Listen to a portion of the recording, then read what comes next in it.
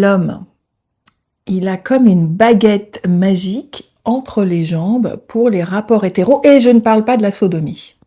D'accord. Effectivement, en dehors du fait que c'est une baguette magique qui se lève quand elle veut, et c'est un peu magique, mais un homme présent, ouvert de cœur, et sa baguette magique reliée à son cœur, ça permet de guérir des lésions, des traumas je dirais pas des lésions, des traumas dans nos tissus vaginaux qui ont absorbé toute la maltraitance. Et vous pouvez pas vous imaginer comme un rapport sexuel avec un partenaire qui pense à autre chose ou qui pense à des choses désagréables, ce que ça fait sur nous, sur nos tissus. Moi qui soigne des femmes, je vois très bien que parfois, il peut y avoir une tension à un endroit au niveau vaginal pour la femme. Et qu'est-ce qui se passe? La femme pense à un grand-père qui n'avait pas un regard de grand-père. C'est-à-dire qu'il y a des tensions qui font que c'est une des raisons pour lesquelles les femmes ont des douleurs pendant les rapports qu'on appelle les dyspareunies. Donc l'homme, avec sa baguette magique, va toucher, plus ou moins rapidement, peu importe, en slow sex, en sexe en coït même effréné, il va toucher certaines zones, et là ça se détend parce que enfin c'est reconnu par de l'amour. Donc il y a quelque chose qui est magique. Tu sais, le mot que tu as dit, c'est la connexion.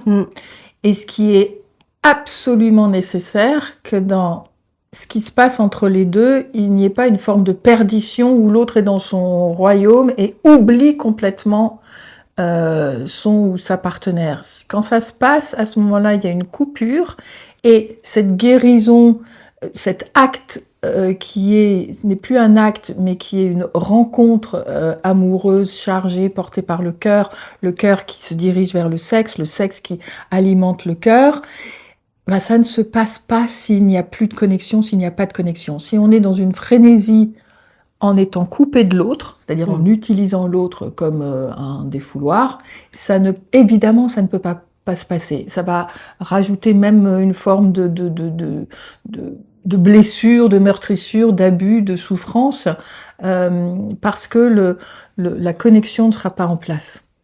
Donc ce qui est important, c'est ce que tu viens de dire au départ, c'est que le cœur soit complètement ouvert. C'est-à-dire que la connexion entre les deux, elle est faite. Elle est faite par le regard, elle est faite par la respiration, elle est faite par la conscience que les deux vont se rencontrer de n'importe quelle façon.